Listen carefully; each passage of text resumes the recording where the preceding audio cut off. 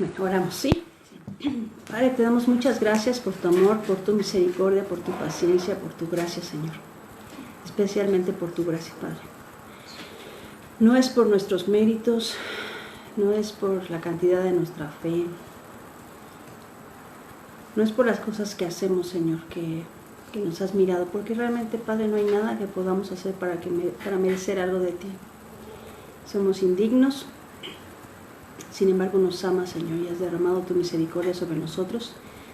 Y en tu misericordia, en tu gracia, Señor, decidiste actuar para rescatarnos, para usarnos, para limpiarnos, para purificarnos y prepararnos, Señor, para tu reino. Te doy muchas gracias porque estas historias nos muestran eso, Señor, tu gracia, tu misericordia, tu salvación.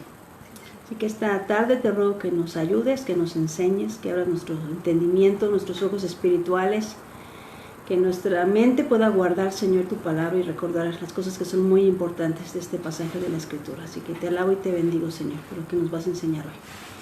Te doy gracias por quienes estamos aquí, por quienes vienen en camino, por quienes están viendo este video, Señor, lo verán en un futuro. Les bendigo, Señor, te ruego que tu palabra dé fruto a 100 por uno.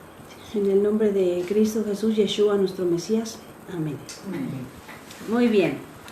Seguimos en el capítulo 1 de Lucas. La semana pasada estábamos estudiando el aviso a Zacarías del nacimiento de Juan, un nacimiento milagroso, porque ya Elizabeth y Zacarías eran ancianos. Y nos dimos cuenta que, aunque Zacarías era un hombre justo, a la hora que recibe el mensaje, le falta fe, dudó, hizo una pregunta, bueno, ¿cómo es que va a pasar esto? ¿Qué señal me das? Porque sé que esto es en serio, ¿no? Y entonces le digo, ¿quién crees que soy? Estoy delante de la presencia del Señor, o sea, te traje un mensaje directamente de Dios, porque no creíste mis palabras, entonces te vas a quedar mudo hasta el día en que se cumpla la promesa del nacimiento de Juan. Hicimos una conexión con el Antiguo Testamento con respecto a la genealogía de Juan, ¿verdad? Decimos que Zacarías es de la clase de Abías. ¿Y Abías es hijo de quién en la Escritura? De Samuel, el profeta que se convirtió en un sumo sacerdote debido a que Elí perdió el sacerdocio, y entonces el Señor eligió un sacerdote conforme a su corazón, y este fue Samuel. Era un juez, ¿no? Y era juez de Israel, fue el último juez de Israel y fue el primer, el sacerdote que le tocó ungir al primer rey de Israel, ¿verdad? El primero de la casa de Benjamín, Saúl, y al primero de la casa de Judá, quien era el rey David. Entonces a Samuel le toca el honor de ungir al rey de Israel.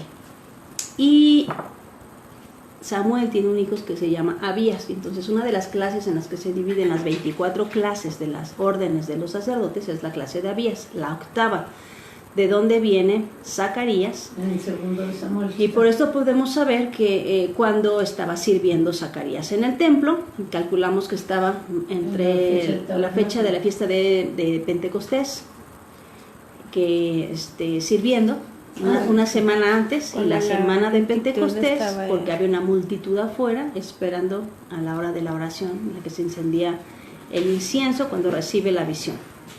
Bueno, revisen la clase pasada si tienen todavía dudas con respecto a cuándo nació Juan el Bautista, y evidentemente con esta información podemos saber cuándo nació nuestro Mesías, porque nos dice que 6 meses después de que es concebido Juan, María va a recibir también el anuncio de que va a concebir un hijo. Muy bien. Ahora, algo que quisiera que no se nos olvidara es que, bueno, Dios recompensa con intereses cuando vivimos confiando y aceptando su voluntad. Zacarías y Elizabeth no tenían hijo, y eso es una afrenta desde la perspectiva de la cultura antigua, ¿no? Se daban casos aún hasta de divorcio, porque la esposa no pudiera tener hijos. Aún hoy a algunas personas les pasa, ¿no? Que por causa de que no pueden tener hijos, las relaciones se fracturan, ¿verdad? Pero a pesar de sus circunstancias, a pesar de que no recibieron la bendición de tener hijos, Zacarías y Elizabeth vivían haciendo justicia. Dice que eran irreprensibles, ¿no? Confiaron en la palabra del Señor, confiaron en lo que el Señor decía que era justo, a pesar de que su vida no era perfecta, por así decirlo. Y el Señor recompensó. Decidieron vivir en justicia a pesar de sus circunstancias. Y la otra lección que es muy importante con respecto a la historia de Zacarías y Elizabeth, y con respecto a Zacarías en particular, es que Dios puede obrar a pesar de nuestra incredulidad. Dios iba a hacer lo que tenía que hacer, a pesar de que a Zacarías le costó trabajo creer que esto podía pasar en su vejez. La forma en la que Dios actúa en la vida de Zacarías derriba la doctrina de que Dios solo contesta las oraciones si tienes suficiente fe. Porque algunas veces te van a decir esto, ¿no? Es que no recibiste lo que querías porque te faltó fe para orar, ¿no? Esta historia prueba que esa forma de pensar no es correcta. Dios actuó a pesar de la incredulidad de Zacarías. A pesar de su falta de fe, Dios hizo el milagro. Entonces no te sientas culpable si alguien algún día te dice te falta fe y por eso no recibiste lo que querías, o si algo no sucede en tu vida como lo esperabas, porque a pesar de nuestra falta de fe, a pesar de que dijeras, no, es que no oré suficiente, Dios va a hacer lo que tiene que hacer. Así que recuérdale a las personas cuando te digan, es que no oraste con fe, recuérdale la historia de Zacarías. A pesar de nosotros, Dios va a cumplir su propósito. Porque esos son sus planes. Porque Dios es soberano, ¿no? Recuerda la historia de Esther, Mardoqueo, ¿no? Esther dice, es que no me va a dejar entrar el rey, o sea, no puedo entrar a la presencia del rey, voy a morir si me atrevo a entrar sin ser llamada. Y Mardoqueo le dice, pues entiendo el dilema en el que estás, es probable que pase algo así, pero estamos por morir, o sea, ya se nos condenó a muerte. Dios va a hacer lo que tiene que hacer. Dios va a obrar como va a obrar. Quizás te va a usar, quizás estás aquí en el trono de Persia para un día como hoy, ¿no? Aunque no se sentía ni digna ni capaz de realizar el acto semejante, ¿no?, de valor que tenía que realizar Esther, ¿no? Sí. Así que el Señor cumple, recompensa con intereses cuando vivimos bajo su voluntad, pero también a pesar de nuestra falta de fe, o de nuestra fe a veces ni nos alcanza del tamaño de un grano de mostaza. A pesar de eso, Dios es soberano y va a hacer lo que tiene que hacer. Entonces, no te preocupes por eso. Bueno, versículo 21. Voy a leer 21, sí. Y el pueblo estaba esperando a Zacarías y se extrañaba de que él, 1:21, de que él se demorase en el santuario, pero cuando salió no les podía hablar y comprendieron que había visto visión en el santuario. Él les hablaba por señas y permaneció mudo. Y cumplidos los días de su ministerio se fue a su casa. Después de aquellos días concibió su mujer Elizabeth y se recluyó en casa por 5 meses diciendo: así ha hecho conmigo el Señor en los días en que se dignó quitar mi afrenta entre los hombres. Este es el asunto con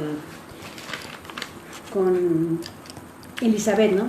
Es una afrenta el no poder tener hijos. Así se sentía, toda su vida se sintió así.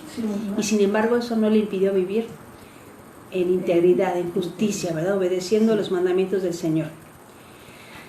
Versículo 25. Así ha hecho conmigo el Señor en los días en que se dignó quitar mi ofrenda entre los hombres. 26. Al 6º mes, el ángel Gabriel fue enviado por Dios a una ciudad de Galilea llamada Nazaret. Okay, va a aparecer ahora un ángel. ¿Se acuerdan qué significa la palabra ángel en griego? Es enviado. Enviado, muy bien. Enviado, mensajero. Ángelos, ¿se acuerdan? Es la raíz de la palabra evangelion, que significa buen mensaje. ¿Okay? Entonces, ángelo en griego no es necesariamente un ser alado, como nos lo pintan en algunas ilustraciones. Es un mensajero. Cualquiera que traiga un mensaje de Dios pudiera ser un ángelo. ¿Okay? Algunos son celestiales, algunos son divinos, otros no lo son. En este caso viene del cielo, Gabriel. Es enviado por Dios a esta ciudad de Galilea llamada Nazaret.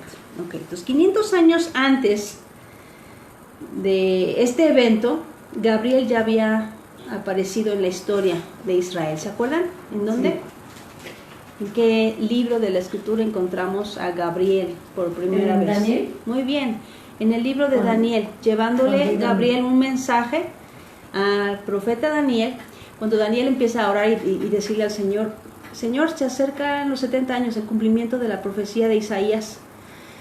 Y entonces empieza a orar y a pedir perdón Daniel por los pecados y la iniquidad de su pueblo. Y es cuando el Señor envía a Gabriel y le dice, muy amado, cuando empezaste a orar hace 21 días, el Señor me envió, pero me fue impedido llegar. Miguel tuvo que venir a ayudarme para que yo pudiera venir a darte el mensaje que el Señor tenía para ti. Muy amado, esta es la respuesta. 70 semanas el Señor ha decretado para tu pueblo. Y entonces le cuenta la profecía de las 70 semanas de Daniel. ¿Qué es lo que está pasando ahorita cuando llega Gabriel? Es muy interesante que es el mismo personaje. Y le lleva el mensaje. Que le va a llevar el mensaje a María de algo que él mismo le contó, que él mismo profetizó a Daniel con respecto a la venida del Mesías, ¿no? Había un tiempo en el que Mesías iba a nacer, ¿se acuerdan? Sí. 70 por 100, 70 por 7, 500 años antes, un poquito menos de 500 años, ¿no? 444 años, si no me equivoco, antes se está cumpliendo la profecía de las 70 semanas, que lo que nos avisaba era el tiempo de la llegada del Mesías, ¿verdad? Por esta razón, los magos de Oriente están listos para decir, hemos visto la señal, vimos su estrella. Son magos son sabios que vienen de Oriente. ¿De dónde estuvo Daniel? Pues en Oriente, ¿no? En el área de Mesopotamia, en esa región. Ahí estuvo el profeta Daniel recibiendo toda esta información. Así que 500 años después de que Gabriel le dio el mensaje a Daniel, ahora le está dando el mensaje a María. Y dice que sucede en la ciudad de Nazaret, ¿verdad? En la región de Galilea.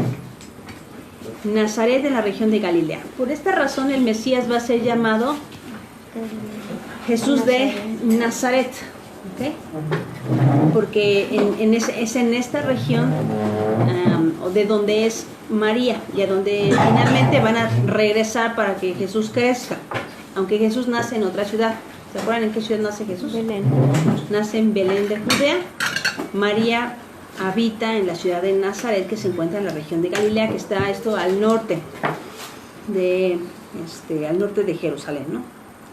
Ahora, la palabra Nazaret es muy importante en la escritura porque al Mesías se le va a llamar Nazareno. Esta palabra... Por la profesión, ¿no? Exacto. No por la profesión, sino por la profecía. Porque el Mesías, algunos confunden el concepto de que era de Nazaret a que era nazareo. No es lo mismo ser nazareno que nazareo, ¿se acuerdan? Ah, sí. Okay.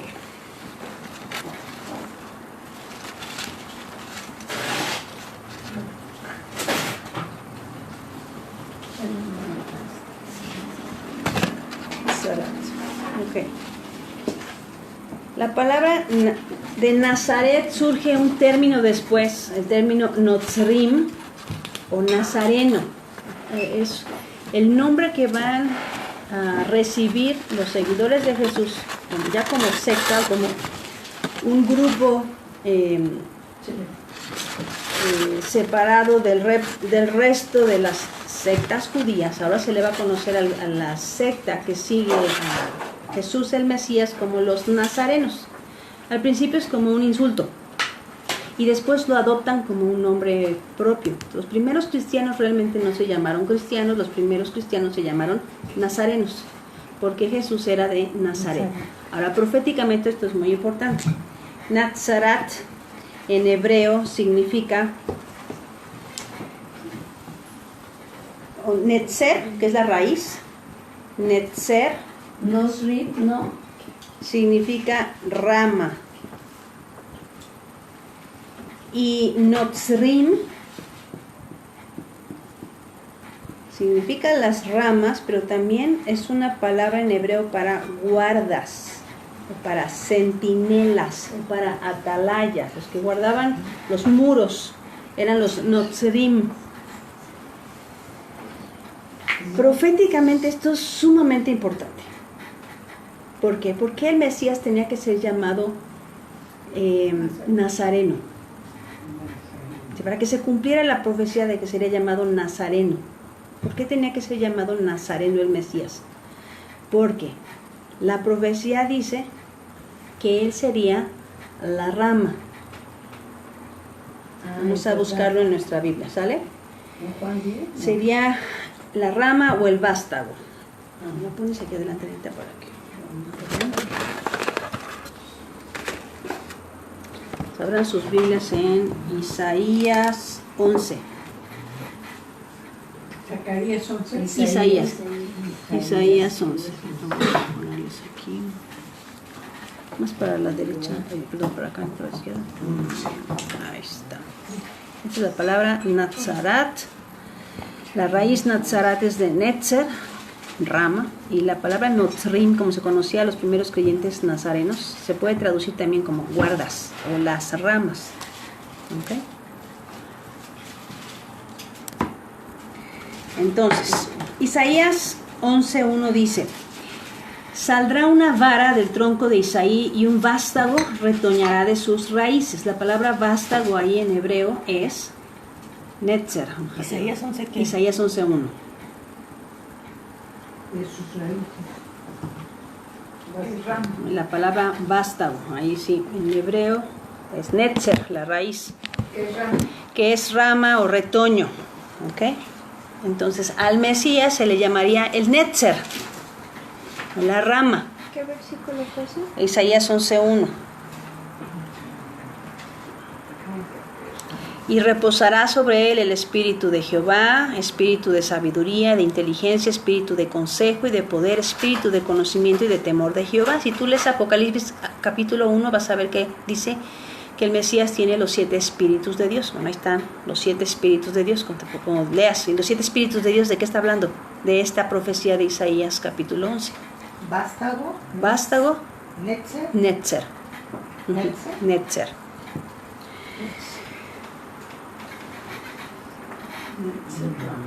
Isaías 60:21.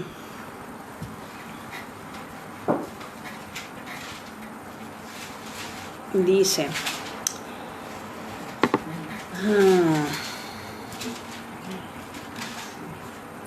dice, y tomaré también de ellos para sacerdotes y levitas, dice Jehová, porque como los cielos nuevos y la nueva tierra que yo hago permanecerán delante de mí, dice Jehová, así permanecerá vuestra descendencia y vuestro nombre. O la palabra aquí... 60 aquí, perdón. 21. Sacerdotes y levitas. ¿Qué dicen del 60-21? Perdón.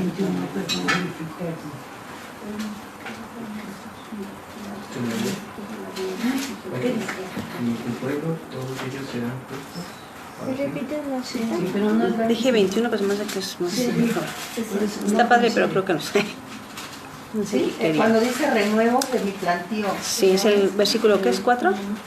No, ¿Dónde está? 60-21. Ah, Y 60:21. tu pueblo, todos ellos serán justos, Ah, para ok. siempre heredarán la tierra. Renuevo. Ah, espérate, estoy mal. Es que estoy en el 66 y no 60, por eso no lo he encontrado. 66. 60, No, perdón, 60. 60:21.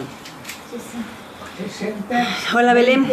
60:21 dice: y tu pueblo, todos ellos serán justos para siempre, heredarán la tierra, renuevos. Ahí la palabra renuevos es Notzrim, la misma raíz de Netzer, o transliterado al español diríamos nazarenos. Entonces, la profecía ya decía que el Señor de su pueblo tomaría algunos que serían llamados nazarenos, ¿no? Y tu pueblo, todos ellos serán justos para siempre, heredarán la tierra, renuevos, notzrim de mí, plantío, obra de mi mano, para glorificarme.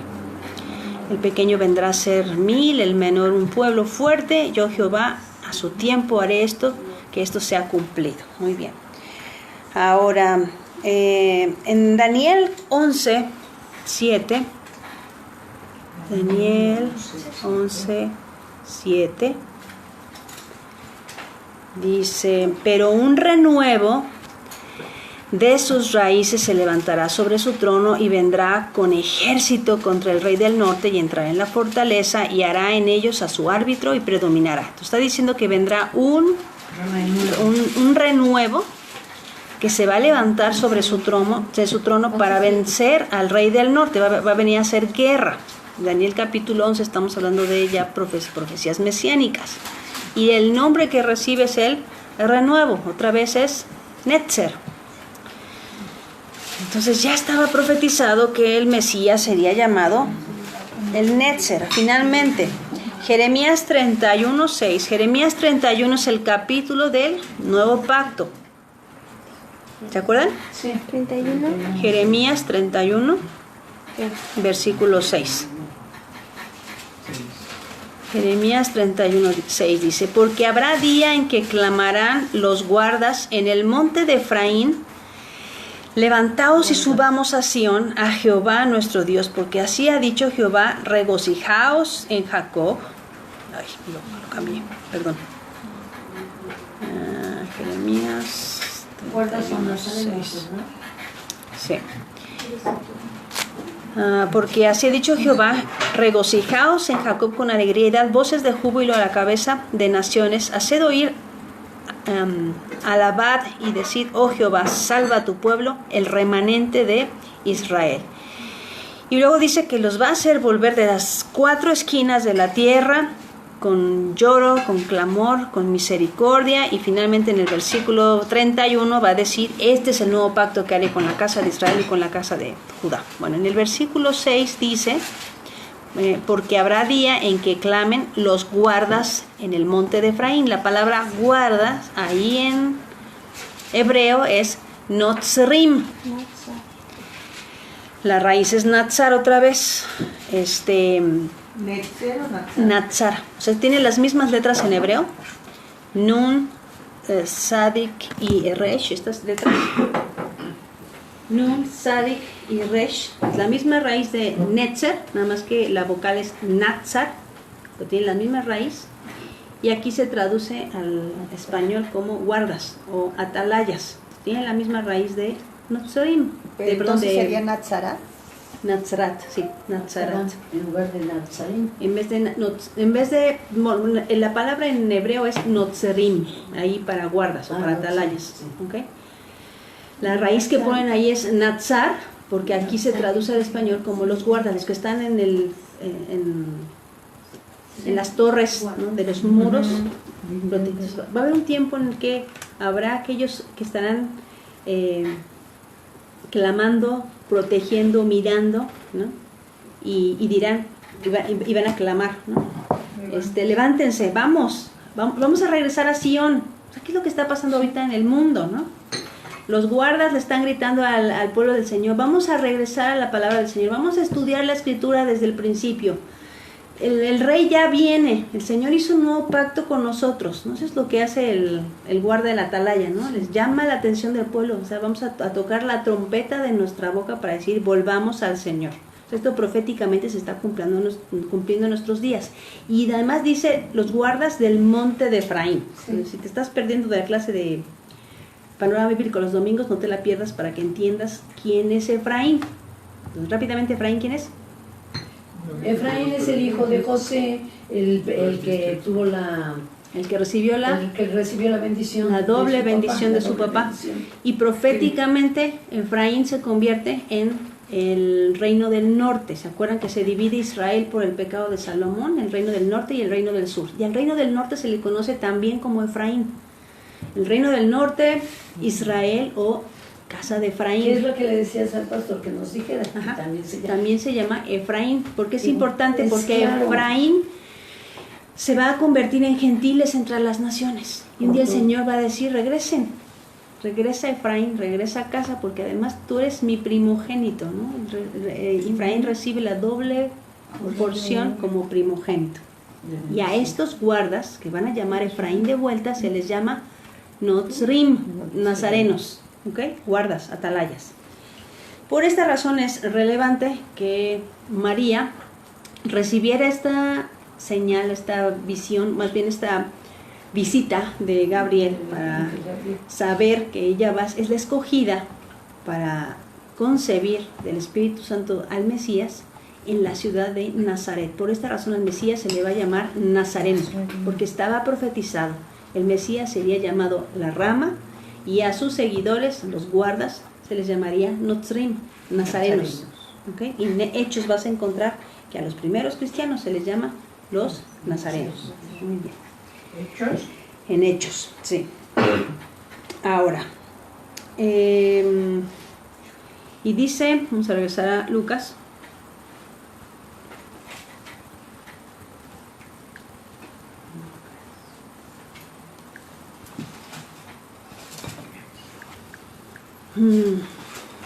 Al sexto mes el ángel Gabriel fue enviado por Dios a una ciudad de Galilea llamada Nazaret. Galilea está al norte, en la región que se convierte en Efraín, ¿ok?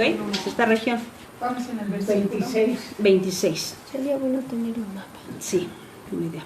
A una virgen desposada con un varón que se llamaba José, de la casa de David, y el nombre de la virgen era María.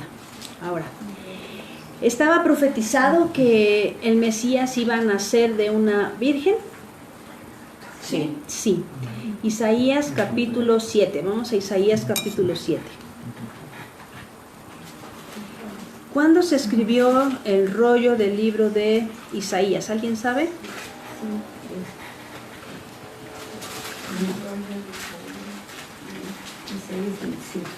No. Isaías más o menos escribió por el año 700 antes de Cristo. Entonces, la profecía de que el Mesías iba a venir de una virgen ya estaba. estaba dicho 700 años antes de que esto sucediera. Por eso Pedro no tiene ningún problema en decirnos, tenemos la profecía más segura. O sea, ¿cómo sabemos que Cristo realmente es quien dice ser? Pues porque la profecía se está cumpliendo. Antes, mucho antes. 700 años antes tenemos ya declarado esto. Dice así. Isaías capítulo 7, versículo 14. Dice, porque, por tanto, 7:14, el Señor mismo os dará señal. He aquí la Virgen concebirá y dará a luz un hijo y llamará su nombre Emmanuel. Entonces dice que la Virgen concebirá y dará a luz un hijo. La palabra virgen aquí en hebreo es la palabra alma. Y la palabra alma se puede traducir al español como doncella.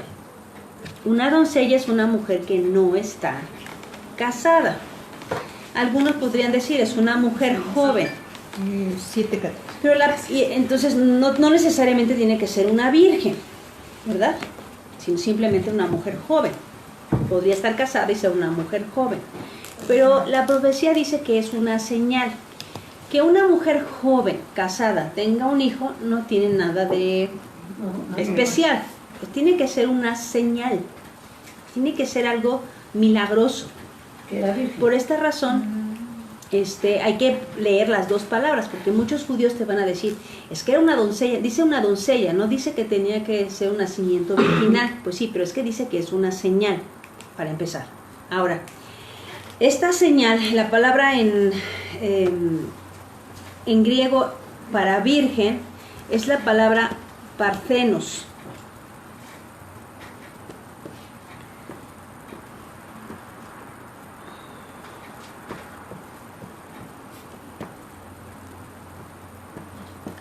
¿Puedes explicar lo del nombre? Parthenos, sí. Parthenos. Y esta palabra en griego también puede significar, este es griego, en la que encontramos en Lucas, ¿no? Que va con una La virgen. de Lucas es griego. Esta palabra partheno se puede traducir, a veces se podría también traducir como doncella, pero esta palabra partheno sí significa virgen. ¿Se acuerdan que hay una versión de la Biblia que llamamos la Septuaginta? Sí. Ok. ¿Qué es la Septuaginta? Los libros que tradujeron los 70 escritores célebres, bueno, Ajá. eruditos, a los diferentes idiomas, a dos idiomas, estaba en arameo y lo escribieron en hebreo y en... Estaba en hebreo y lo tradujeron Sí, arameo ya griego. y griego. Entonces tenemos que en el periodo de los macabeos, entre, digamos, el periodo intertestamentario, cuando los griegos invaden Jerusalén, en ese periodo, más o menos por el 170 y algo antes de Cristo, Ptolomeo manda traducir todos los libros famosos o todos los libros importantes de todas las tierras que conquistaron. Y entonces se le pide a 70 sabios en Israel que traduzcan el Tanaj, o lo que conocemos nosotros como el Antiguo Testamento, de Génesis a Malaquías al griego. Bueno, ellos usaron para esta frase en Isaías 7:14, para traducir la palabra alma al griego, usaron la palabra parthenos. Entonces no es que algunos interpretan que la palabra en griego para virgen, algunos interpretan que es virgen y otros interpretaban que era doncella, y no sabían los antiguos cuál era la palabra correcta. Sí sabían, porque a la hora que tradujeron del hebreo al griego, usaron la palabra que en griego se usa para virgen. Y es muy específico. O sea, son eruditos del idioma hebreo. O sea, ellos conocen su idioma y también hablan griego. Entonces escogieron la palabra parthenos para traducir la palabra alma al griego, y esta palabra partheno significa virgen, y es la misma palabra que vas a encontrar en Lucas capítulo 1. Que María, es hebreo. alma es hebreo, parthenos es griego. Entonces, no hay confusión. No hay confusión. María era una virgen, y además lo dice en el pasaje, que estaba desposada, pero ella misma va a decir, no conozco varón. ¿Qué significa eso, verdad? Sí, No me ha acostado con Ok, nadie. entonces No había tenido relaciones. Exacto, no había tenido relaciones con un varón. Entonces el Señor iba a dar esta señal. O sea, es un milagro, es algo sobrenatural. Una virgen va a concebir un hijo, ¿de acuerdo? El nombre de esta mujer es María. Bueno, realmente su nombre en hebreo es Miriam. ¿Ok? Ella se llama Miriam. La transliteraron el nombre Miriam como María al latín, pero en hebreo su nombre es muy claro. Hebreo, ¿no? Miriam. ¿Qué otra Miriam tenemos en la Biblia famosa? La hermana de... La hermana de Moisés y Aarón, muy bien, Miriam. El nombre Miriam en hebreo, tengo aquí el nombre de Miriam.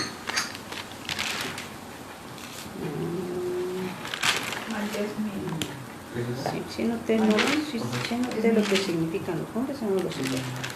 Aquí está. Miriam, en hebreo significa este nombre, la raíz de Miriam es Mara. ¿Se acuerdan qué significa Mara? Amargura, muy bien. El nombre Miriam significa rebelarse. ¿Revelarse? Rebelarse. ¿Okay? Y dice que estaba desposada con un varón que se llamaba José. El nombre en hebreo para José es Yosef. ¿Se acuerdan de otro José famoso en la Biblia? El hijo de José, el soñador. José el soñador, el hijo de Jacob. ¿Se acuerdan? El que fue vendido en Egipto. Bueno, su nombre en hebreo es Yosef. Y Yosef en hebreo significa añadir o bendición o multiplicar.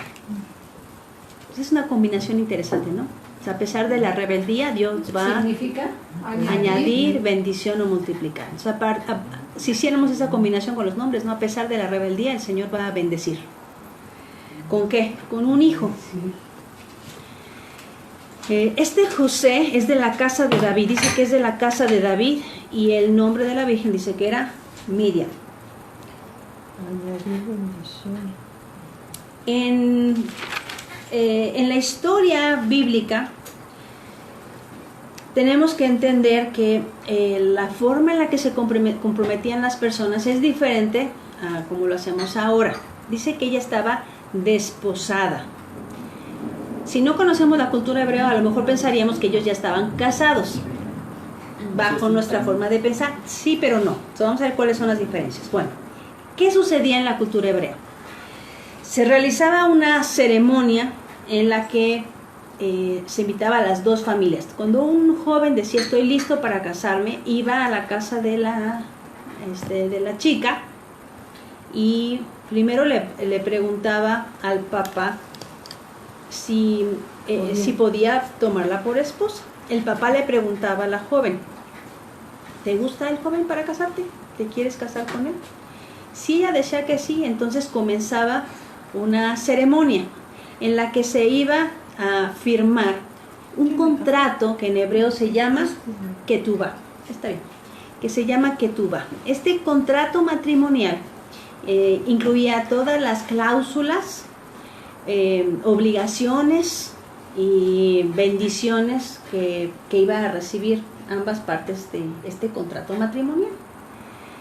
Si la novia decía que sí, entonces en ese momento se firmaba este contrato, se servían 2 copas de vino, y entonces el novio le preguntaba, si bebes de esta copa vas a ser mía para siempre, y entonces si ella aceptaba, tomaba la copa y la bebía, él también la bebía y decía, como esta copa representa mi sangre, ahora estoy dispuesto a dar mi vida por ti.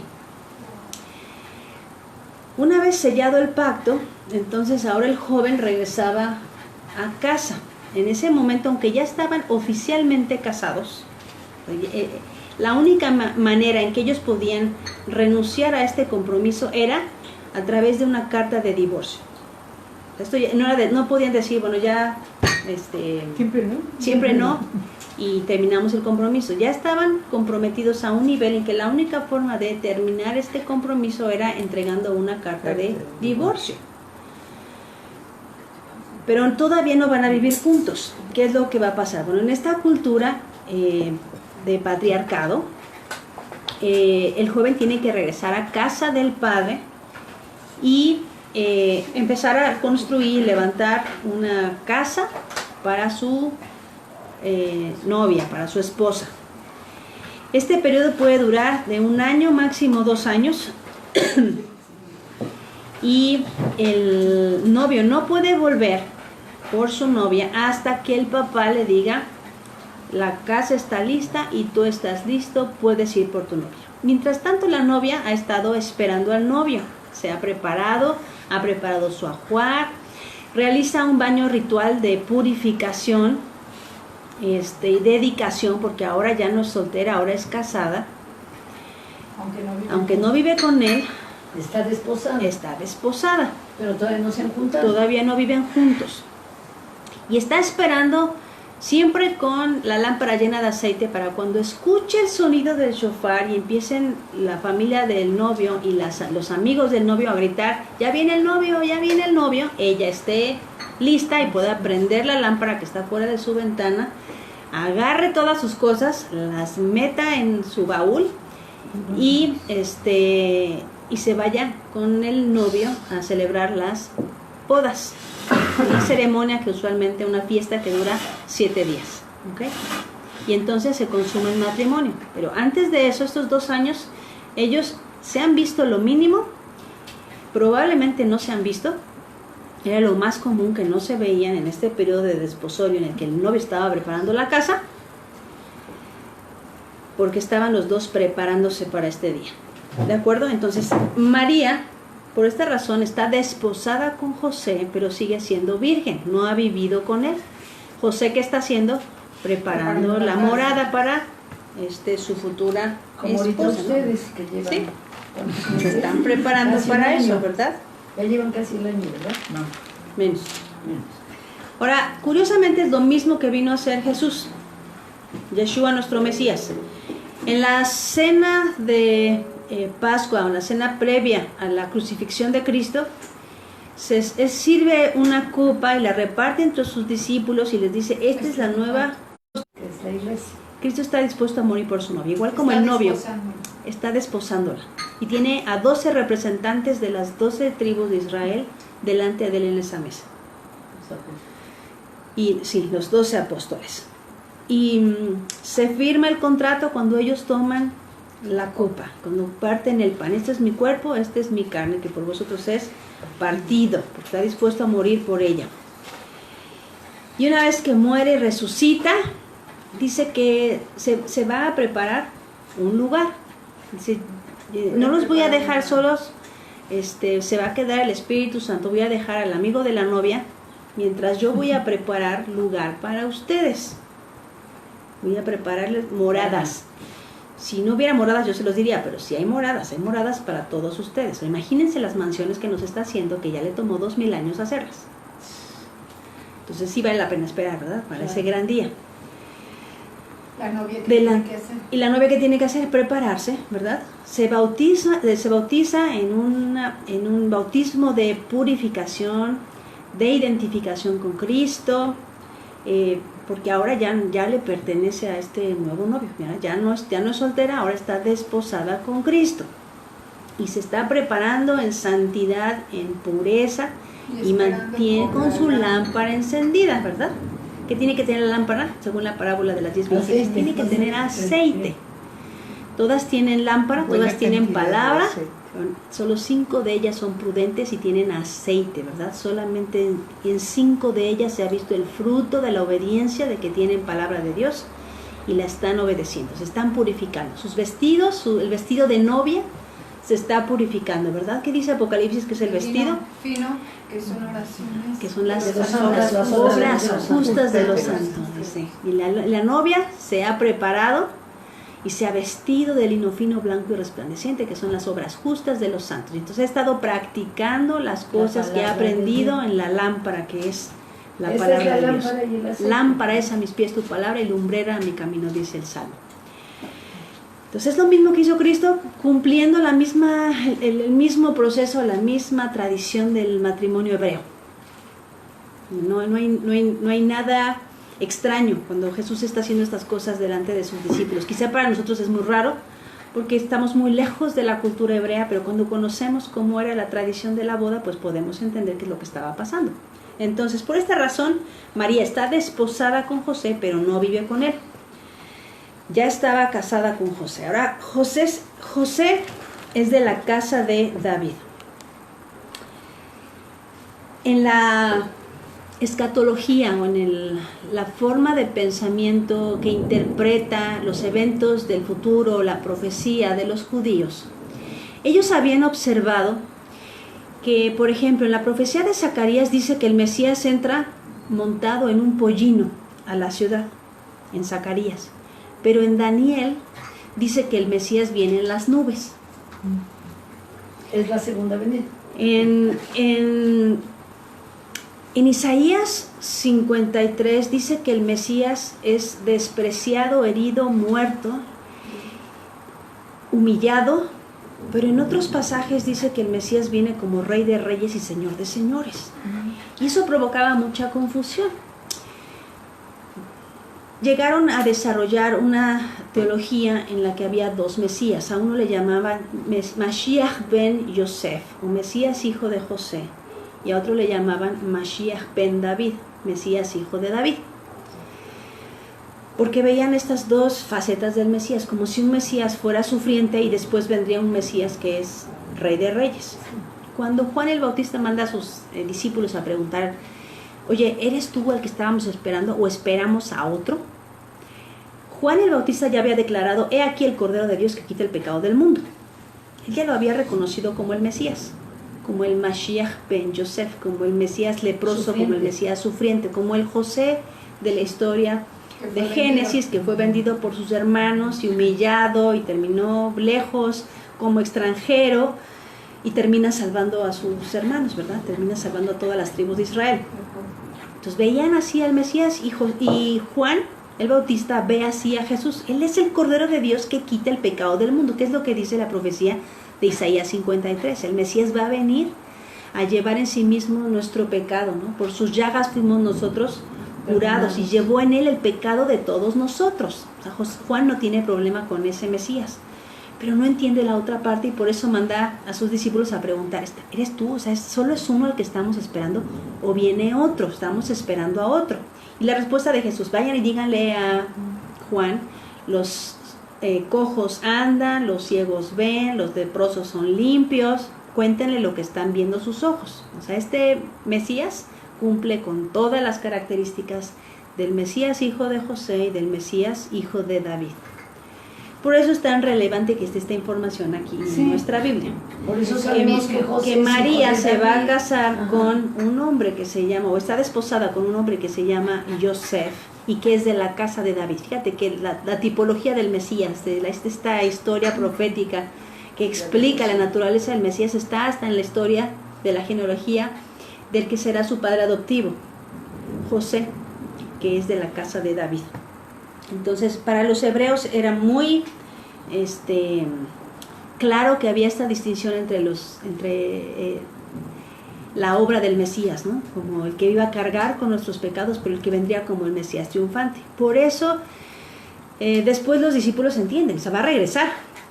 O sea, en su primera venida fue una venida para restaurar, para pagar los pecados del mundo y viene como Cordero de Dios. Pero la siguiente venida viene como león rugiente, como el Rey de Reyes, como el juez que traerá paz. Muchos judíos se quejaban y decían, pues que él no cumplió con la profecía. Bueno, sí cumplió con la parte de la profecía del Mesías, hijo de José. Cuando hablas con un judío que digas que no, es que él no trajo la paz al mundo, pero es que él cumplió la profecía de Isaías 53.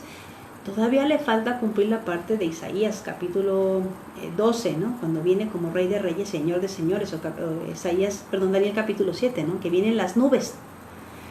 Todavía le falta cumplir esa parte. Pero mientras tanto la novia se prepara en este desposorio porque el novio está preparando un hogar para su novia. Entonces, dentro de la cultura hebrea esto es clarísimo. Obviamente sus ojos estaban ciegos para entender estas cosas, ¿verdad? Pero la tipología está conectada en este versículo donde dice que José es de la casa de David, desposada con esta virgen que era María. Y entrando el ángel, ¿En qué versículo vas? estoy en el versículo 28 De Lucas. de Lucas. Sí. ¿Tienes? Sí. Y entrando el ángel en donde ella estaba, dijo, salve, muy favorecida, el Señor es contigo, bendita tú entre las mujeres. Bueno, salve se oye raro, ¿no? En español esta traducción. Y exacto, es lo que significa esta palabra salve. Jairo. Jairo en griego significa alégrate o gózate. Gózate, María. Eres muy especial. ¿Por qué? El Señor te escogió. Vas a recibir una bendición entre todas las bendiciones que pueden recibir las mujeres de la tierra. Bueno, debes saber que en el tiempo del primer siglo, las doncellas de Israel estaban esperando, pues sobre todo las doncellas de la casa de Judá, de las descendientes de la casa de Judá, estaban esperando recibir la bendición de ser la madre del Rey de Reyes, del Mesías que estaban esperando. ¿Sabían que esto iba a pasar? Porque ya había una profecía. Porque había una profecía que se tenía que cumplir.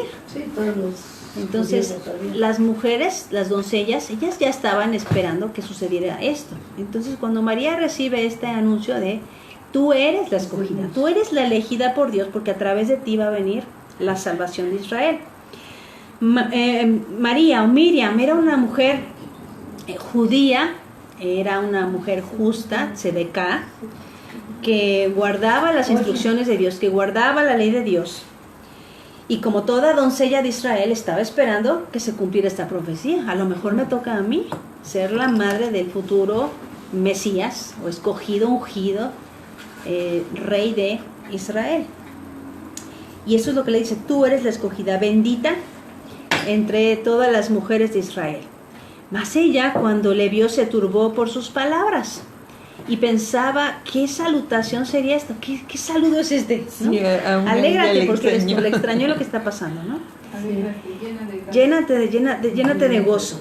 Entonces, el ángel, versículo 30, entonces el ángel le dijo, María, Miriam, no temas, porque has hallado gracia delante de Dios. Ahora aquí me quiero detener un segundo, porque fíjate, María no es algo que tú tengas. No es que naciste inmaculada, sin pecado concebida. No es lo que dice el pasaje, ¿verdad? No. Hallaste gracia. Sí, por gracia. Es un favor de Dios que no mereces. Gracia, favor de Dios. No es que hiciste algo en tu vida o que hicieron algo tus padres para que tú merezcas esta bendición. Dios en su gracia te escoge. Recibiste esta bendición por gracia. No hay nada que puedas hacer tú, no hay nada que tengas, no lo mereces, Dios te lo concedió. Entonces es muy importante porque a veces, y evidentemente en la teología romana se desarrolló una visión de María como si hubiera sido una mujer que jamás cometió pecado y merecía este regalo de Dios. El pasaje dice, no, María, recibiste por gracia este regalo. Has hallado gracia. Dios te está dando esto como un regalo. Es lo que significa gracia. Porque Dios quiso, no porque te lo merezcas, no porque hayas trabajado por esto. No hay ningún mérito en ti, María. Es la gracia de Dios. Como nosotros. Como nosotros, ¿verdad? Somos perdonados por gracia. Así es. No lo merecíamos. Y luego dice, versículo 31, y ahora concebirás en tu vientre y darás a luz un hijo y llamarás su nombre Jesús. Bueno, este nombre también es muy especial. Dice que el hijo que va a concebir María se va a llamar Jesús. Bueno, ¿Jesús te suena un nombre hebreo? No. En griego tenemos la palabra ahí, Jesús. Jesús. Pero bueno, te lo voy a enseñar, te voy a buscar los pasajes. Bueno, ¿cómo lo hacemos para que tenga sentido? Bueno, créeme ahorita por este momento que no es un nombre griego. No es posible que el Mesías tenga un nombre griego. ¿Estás de acuerdo? Es el Mesías de Israel, de la casa de Judá. ¿Ok? Pues es un judío.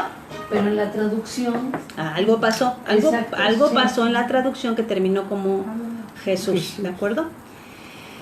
Entonces vamos a buscar en el Antiguo Testamento dónde está el nombre Jesús, usando un libro que se llama Josué. ¿Ok? Entonces, usando el Antiguo Testamento vamos a descubrir cuál es este nombre Jesús. ¿Cómo sabemos cuál es el nombre del Mesías? Bueno, en griego usaron el nombre Jesús y se escribe así.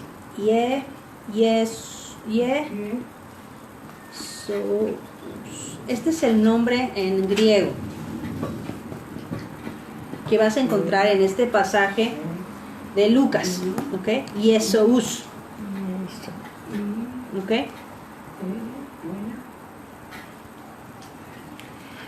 La herramienta de la Biblia Septuaginta es maravillosa porque entonces nos ayuda a conocer los términos griegos de donde se tradujeron las palabras hebreas, ¿no? Entonces, si tú te vas al libro de Josué, adivina cómo se llama Josué en griego, en la Septuaginta. Jesús. Este es el nombre que tiene Josué. Josué. Jesús. Entonces, realmente la palabra Josué o Jesús, que se translitera el nombre Josué o Jesús, es el mismo. Si tú buscas la Septuaginta, ¿cuál es el nombre de Josué, el líder general de Israel, de la tribu de Efraín? Te vas a dar cuenta que es Jesús, Josué.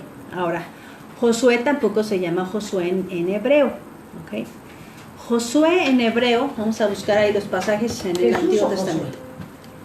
Josué, o sea, realmente es Josué. Ahora, ¿por qué pusieron en unos Jesús y en otro Josué? Pues quizá para que no nos confundiéramos con personajes. Pero Josué y Jesús es el mismo nombre, Jesús, ¿de acuerdo? Entonces les voy a poner aquí en la pantalla para que lo vean.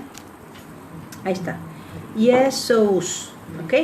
Arriba está en griego y esa es la transliteración al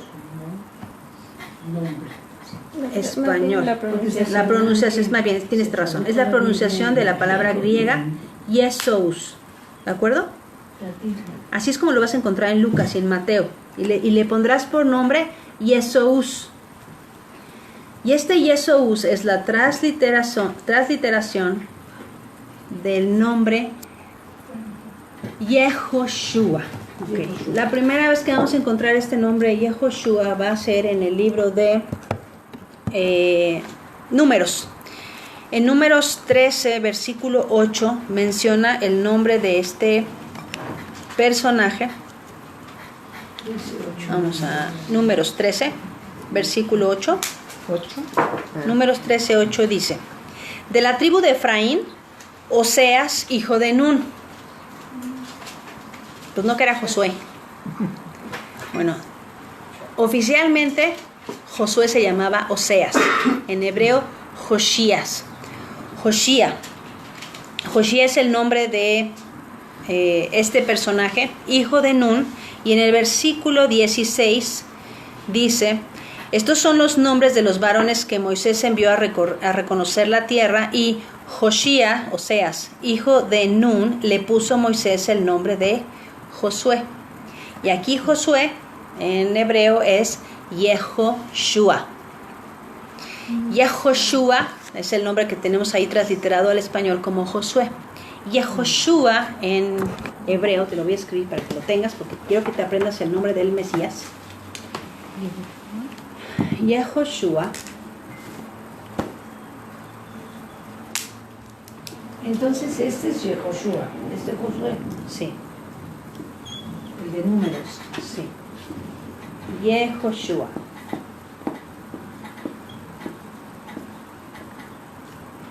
Yehoshua. Este es el nombre que transliteraron al español como Josué. Ahora, ¿qué significa transliterar? Bueno, estamos pasando, si te fijas cómo se escribe en hebreo, tenemos caracteres diferentes a los que usamos en los idiomas latinos, ¿verdad? Claro. Entonces, ¿qué es lo que hacemos cuando pasamos de un alfabeto distinto al nuestro? Podemos Hacemos una transliteración, es decir, necesitamos pasar los sonidos que se acercan al idioma original, a nuestro idioma. Ahora, por alguna razón parecía que era difícil pronunciar el nombre Yehoshua al español, entonces terminó por esa razón transliterado como Josué. Es lo mismo que pasaría si yo fuera a Rusia y quisieran pronunciar mi nombre, ¿no? Les digo, me llamo Catalina. ¿Katushka? Sí, ¿no? O si voy a Italia, ¿no? Me llamo Catalina. Caterina. No, Catalina. Caterina, ¿no? Entonces van a acabar diciéndome Caterina y voy a tener que terminar escribiendo Catalina para que puedan saber cuál es mi nombre, y voy a tener que acostumbrarme porque así me van a empezar a decir, ¿no? O si llego a Estados Unidos me van a decir, me llamo Catalina. Oh, Catherine. Catalina. Les va a costar trabajo en su idioma pronunciar mi nombre, por esta razón suceden estas cosas, ¿ok? Entonces, Yehoshua en esta escritura hebrea terminó siendo escrito como Josué. Ahora, estamos hablando, aquí estamos brincando del hebreo, del sonido hebreo al español, pero si hablamos del hebreo al griego, empiezan a pasar cosas diferentes. Exacto. Vamos a ver. Esto ya se lo puse, ¿verdad? Pues fíjense lo que va a pasar. Yeshua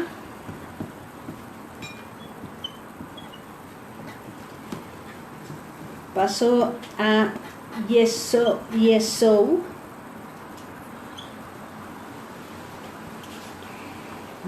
Yeshua, para transliterarlo al griego le quitaron primero la A. ¿Por qué le quitaron la A? Porque en griego no existe el carácter ayin. O sea, no existía el carácter ayin en griego. Aleph.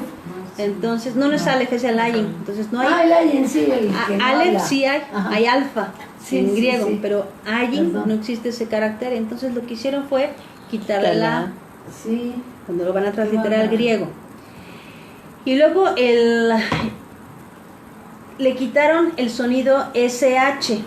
¿Por qué quitaron el sonido SH? ¿Por qué no lo usamos? Porque no existe en griego. Existe existe SH. perdón. SH. Ajá. No está bien. Yeso. Sí está bien. Yeso. Que empezó a pasar esto así.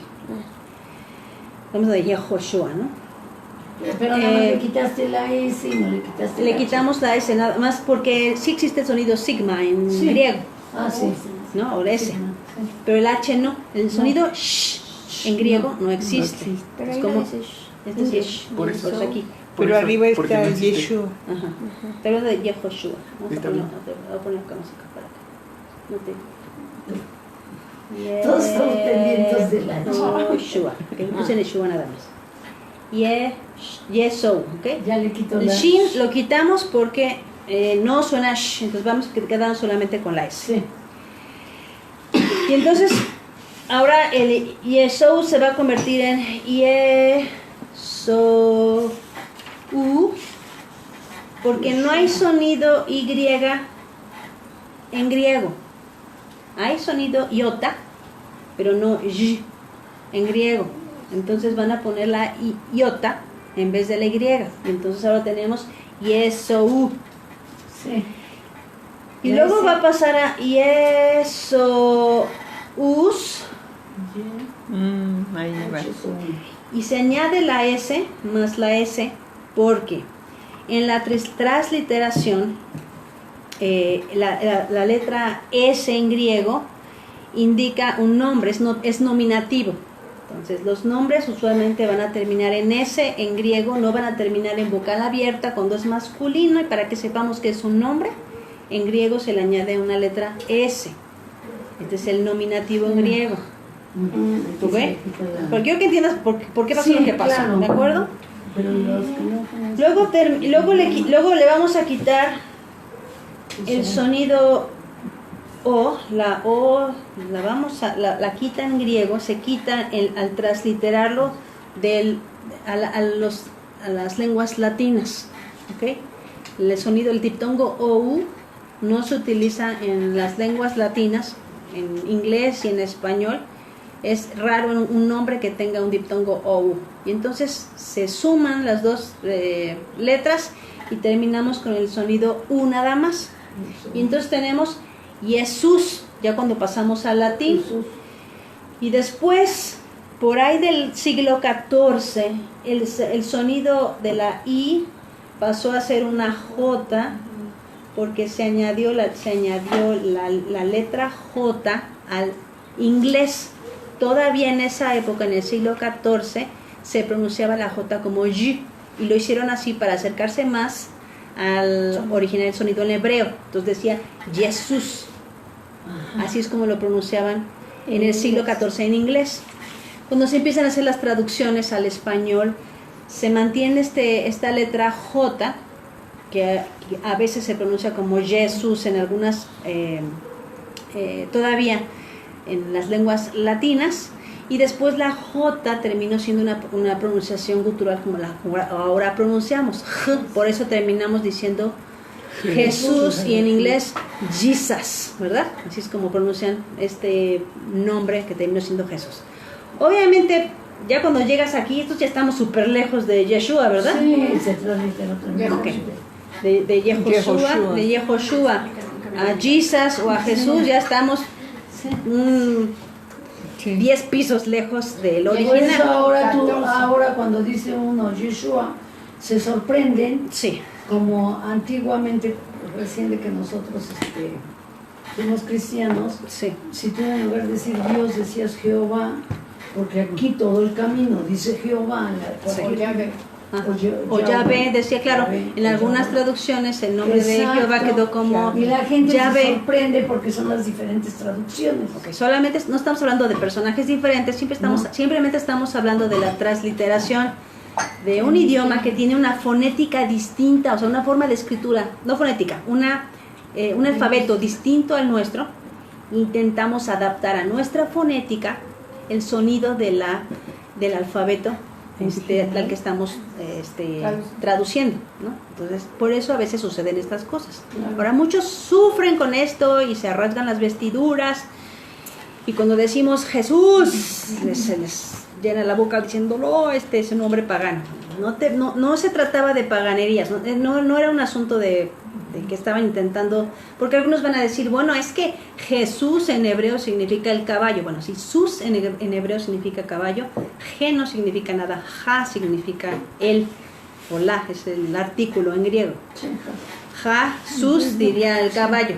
Pero no puedes hacer eso cuando estás hablando de una Que viene de transliteración una raíz. que viene de un idioma griego. O sea, el orden fue distinto, ¿ok? Por eso Lo- pensaste que Sí. la Septuaginta se traslada. Claro, la Septuaginta a es la griego herramienta. y a- Exacto, la Septuaginta es la herramienta que nos ayuda a entender qué fue lo que Claro. pasó. Por eso terminamos pronunciando el nombre del Mesías, que era súper hebreo, Yehoshua, o en su forma corta, Yeshua, como Jesús. ¿Ok? Entonces, no se asusten cuando digan Jesús, porque el Señor también habla español y habla latín y habla griego. Él fue el que confundió las lenguas, entonces Las conoce todas. todas. En la Torre de Babel. En la Torre de Babel, Las entonces, lenguas.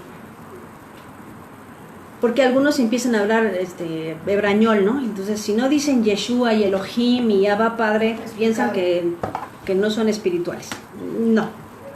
Elohim significa el poderoso, Adonai significa el Señor, Como Emmanuel. Hashem significa el nombre y Yeshua significa salvación. Entonces, si le quieres decir a Jesús, Jesús o Salvador, quizás sería más apropiado que le dijeras al Mesías Salvador si estás sufriendo con la pronunciación. Pero por eso te hago esta explicación, porque hay una corriente muy fuerte ahora en el movimiento de raíces hebreas, que si no dices el nombre como es, casi estás blasfemando. No, ese no es el punto, porque además si nos acordamos de lo que representa un nombre en hebreo, ¿se acuerdan? Shem, Poder. nombre, poder. significa Sí, autoridad. autoridad, fama, propósito. Cuando decimos en el nombre de Jesús, no estamos diciendo en el nombre de su sonido, estamos diciendo en su autoridad, en su fama y en su propósito. Nombre. Él es el Salvador, Él es mi Señor, Él es el Rey, Él es mi autoridad. Y hasta el suelo cuando estoy delante de su presencia, porque Él es el Señor de señores y Rey de reyes.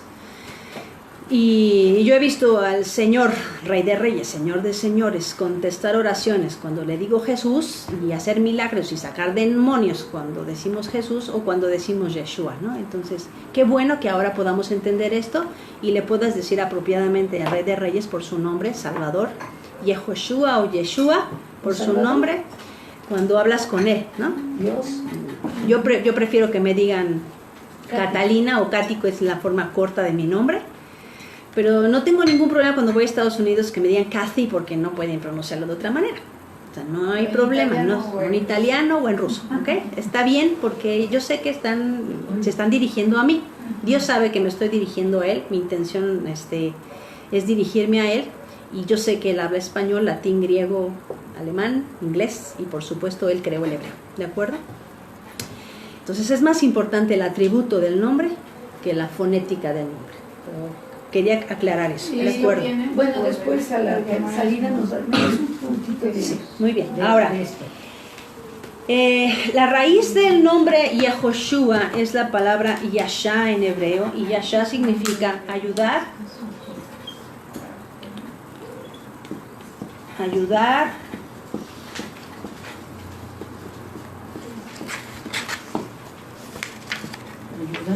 salvar, libertar, socorrer.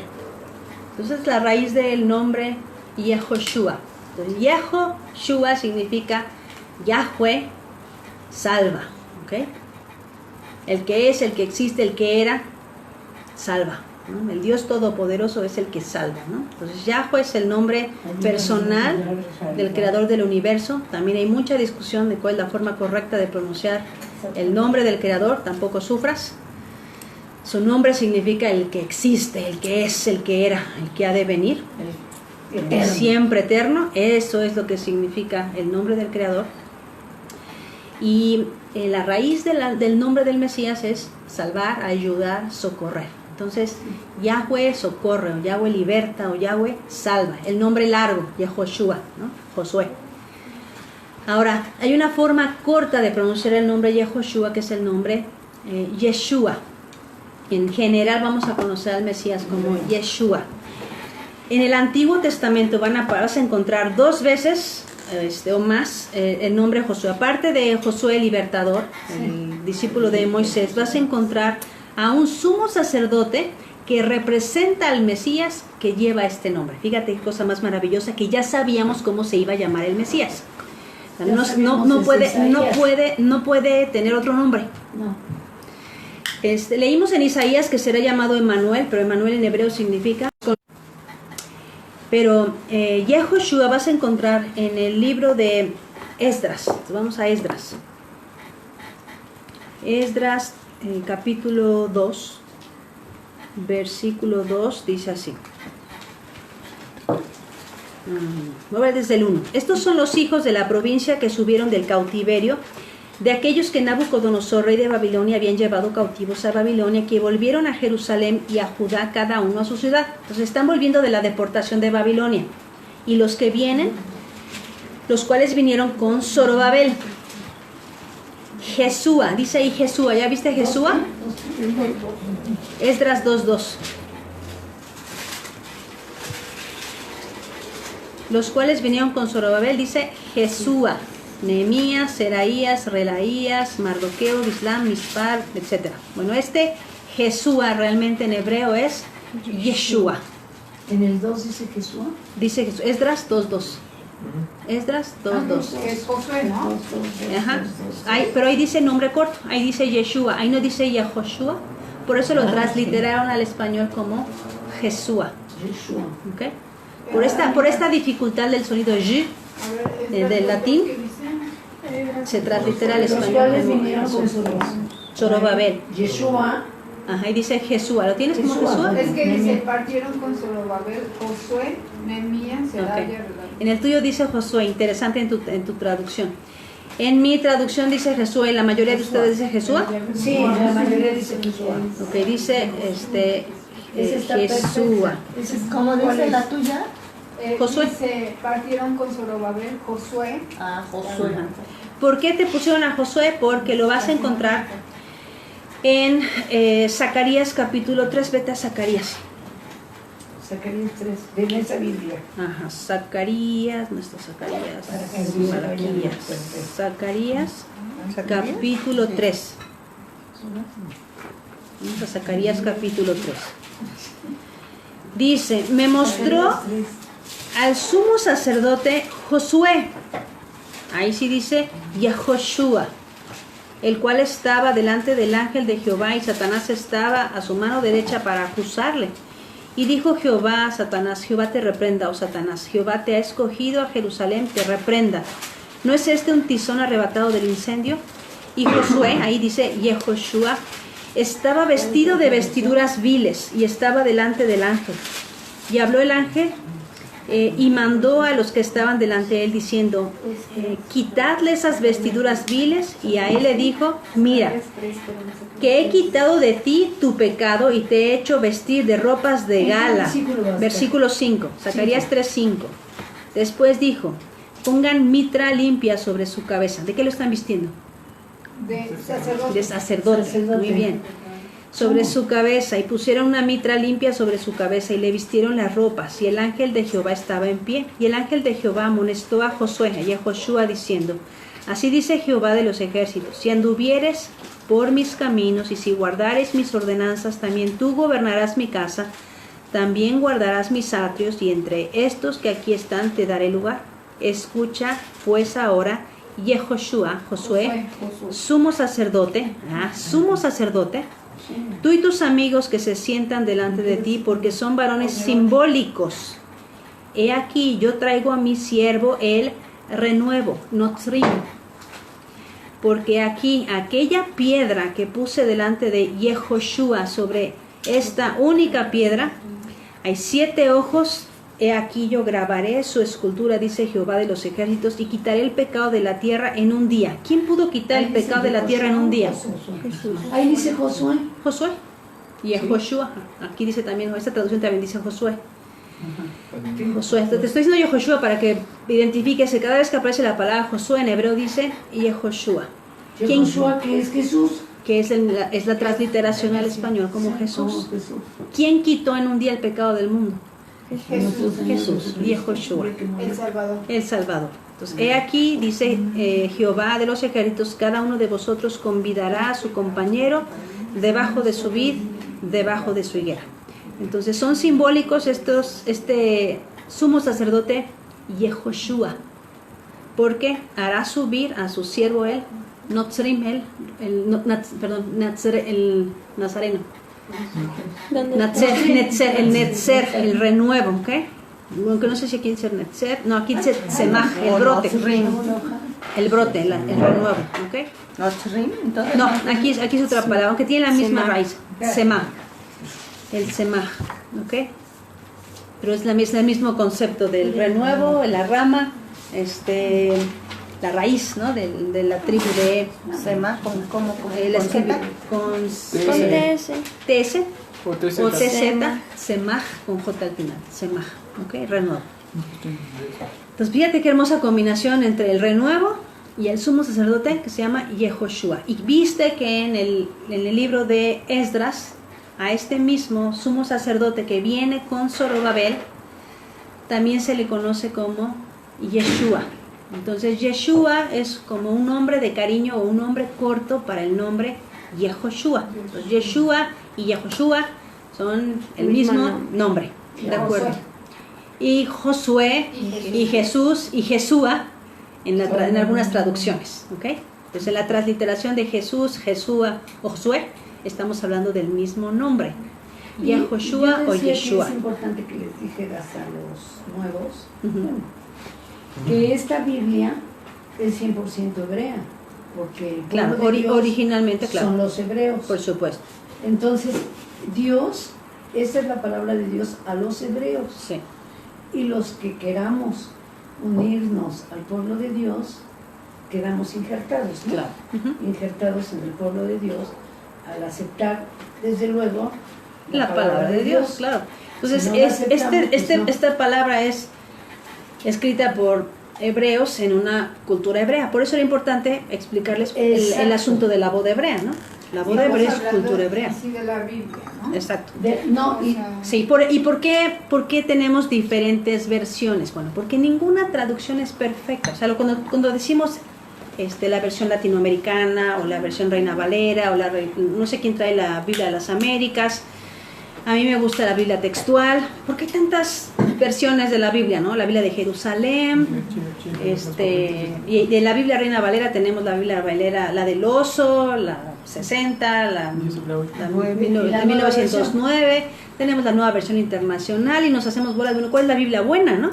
Bueno, la Biblia, tiene los mismos libros. ¿Cuál es el problema? Que ninguna traducción es perfecta. El traductor está haciendo su mejor esfuerzo por interpretar un texto antiguo al idioma que está intentando traducir. Entonces, te vas a dar cuenta que varían las palabras. A veces, por ejemplo, en vez de Yeshua nos pusieron Josué, o de Jesúa nos pusieron Josué. O sea, no pasa nada porque está conectándolo con el nombre original, ¿no? Yehoshua. Entonces, no significa que tengamos Biblias diferentes. Lo que tenemos diferentes son versiones diferentes, que son traducciones distintas. Cada traductor está haciendo su mejor esfuerzo por pasar a nuestro idioma el texto que fue originalmente escrito en hebreo. El Antiguo Testamento. La mayoría del texto del Nuevo Testamento lo tenemos en griego. Algunas pequeñas porciones del Antiguo Testamento, ¿no? En pasajes como en Ezequiel o en Daniel, no es cierto. Jeremías o Daniel los tenemos en arameo, pequeñas porciones de la escritura, la lengua caldea. Pero todos los escritores son hebreos, que tenían para hebreos en una cultura hebrea. Pues por eso es tan importante que podamos pensar cómo vivían, cómo pensaba el hebreo antiguo. Y también es importante que sepamos que nuestra forma de pensar griega, nuestra forma de pensar es como dijera tu niño grande, Esteban, ¿qué es esto? ¿Me puedes describir esto? Una libreta, ¿de qué color? Negra. Y para los, ¿cómo se llama? Para los hebreos es un libro que contiene la sabiduría de Dios en el que yo voy a estudiar. No es la misma mentalidad de escribir que el uso. Ellos tienen una mentalidad que me quedó impactado eso, una mentalidad, los hebreos tienen una mentalidad de ¿para qué me sirve? Y nosotros tenemos la mentalidad de que de cómo se ve. ¿Cómo se ve? Entonces por eso necesitamos las pensar, traducciones claro, son importantes. es importante conocer la filosofía y la forma de pensar de los hebreos para que no choque nuestra Todas forma las de Biblias. pensar griego. ¿Por qué? Porque la verdad, aunque no nos demos cuenta, nuestra educación es griega. Nuestra educación y además es griega clásica, ¿ok? Hasta nuestra filosofía es griega, la forma en la que estudiamos y pensamos es griego, y por eso a veces nos cuesta trabajo entender la forma de pensar de los judíos del primer siglo. Entonces hasta ahorita ya te queda claro dónde salió el nombre del Mesías, ¿verdad? Estaba profetizado. En Mateo 1:21 nos dice cuál es el significado del nombre del Mesías. Es el mismo que... Mateo 1:21 dice, y darás a luz un hijo y llamarás su nombre Jesús, y Jesús dice en griego, ahora sabemos de dónde salió, porque él salvará a su pueblo de sus pecados. Entonces, ¿qué significa el nombre Jesús, Yeshua, Salvador? ¿De acuerdo? Entonces, el nombre del Mesías significa Salvador, la raíz de su nombre, Yasha, significa eso, libertador, salvación. Esto es muy importante, ¿de acuerdo? Versículo 32 de Lucas. Bueno, y en Sí. este caso, aquí que ya sabemos, ¿no? Cómo se transliteró. Sí. Pero, ¿qué sería correcto aquí? Y llamará su nombre Yeshua o Yeshua. Yehoshua. En este caso, Yehoshua. Yehoshua. Porque significa Salvador. Salvador, dice. Salvador, sí, Salvador. Es Mateo. Ok. Mateo, ahorita es Mateo 1. Leí Mateo 1:21, ¿ok? Ahora me regreso a Lucas, capítulo 1, versículo 32. Dice, este será grande y será llamado Hijo del Altísimo, y el Señor Dios le dará el trono de David, su padre. Pues, ¿quién va a ser este? Va a ser un rey, que va a ser llamado Hijo del Altísimo. Va a ser llamado Hijo de Dios. El Señor Dios le dará el trono de David, su padre. Entonces, el Mesías tiene que ser hijo de David, tiene que ser descendiente de David. Esto es muy importante. Porque su papá José es descendiente de David. Sí, por esta razón tenemos genealogías en la Escritura. Porque si el Mesías no desciende de la familia, de la casa de Judá, de la tribu de Judá, de la casa de David, de la casa de Salomón, él no puede ser el Mesías. Porque ya estaba profetizado. Porque estaba que tenía profetizado que tenía que ser de la raíz de David, ¿no? Como lo vimos en Isaías, hijo de David, hijo de Salomón. Entonces, si no podemos probar la genealogía de Jesús, estamos en graves problemas. Entonces, vamos a estudiar, cuando lleguemos al siguiente capítulo, la genealogía de Jesús de acuerdo a Lucas, y nos vamos a topar con algunas cosas. Si no podemos resolver la contradicción, entonces nos vamos a buscar a ver si en el budismo encontramos la libertad, la paz, o a ver en qué otra religión. Porque terminaría ahí nuestra relación con Cristo. Porque si Él no puede cumplir la profecía que dice que es hijo de David, descendiente de David, de la casa de Salomón, entonces estamos fritos y estamos creyendo en un Mesías falso. Entonces es sumamente importante esto, ¿de acuerdo? Claro. Dice que será de la casa de David. Estaba profetizado desde Génesis que el trono estaría en la casa de Judá. Fíjate cómo dice Génesis capítulo 49.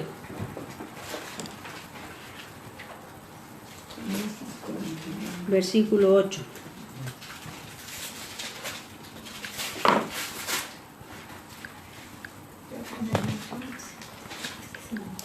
Dice 49, 8, ¿lo tienes? Dice, Judá,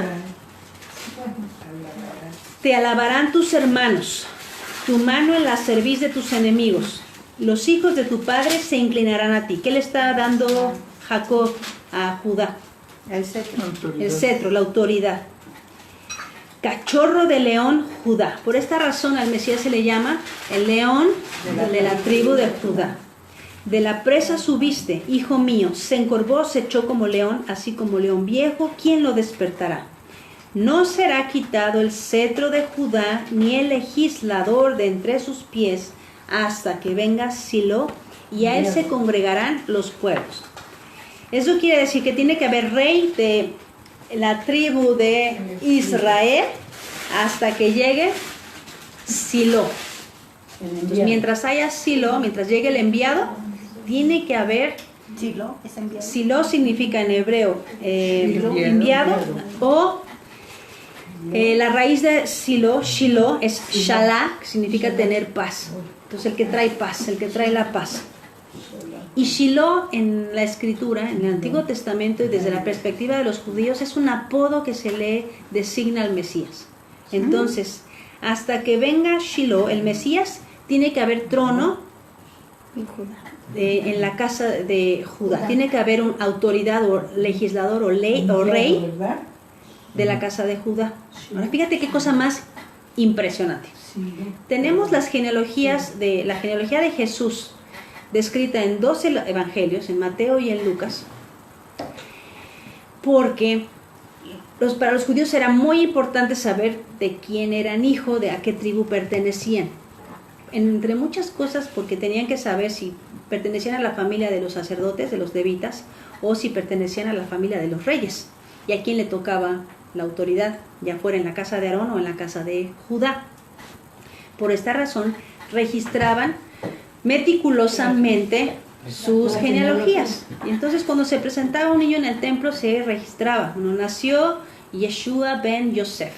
Okay, Yeshua ben Yosef, que viene de la casa de, que es el abuelo de Yosef, el padre de Yosef es Elí, y así se iba, ¿no? Y entonces se seguía guardando el nombre del padre, del hijo y sus descendientes en una lista que se guardaba en uno de los cuartos del templo en Jerusalén. Cuando nacían los hijos, tú podías ir a pedir los registros de nacimiento y tú podías revisar quiénes eran tus antepasados para que pudieras llegar hasta Abraham y pudieras decir: soy hijo de Abraham, de la tribu de Benjamín, ¿no?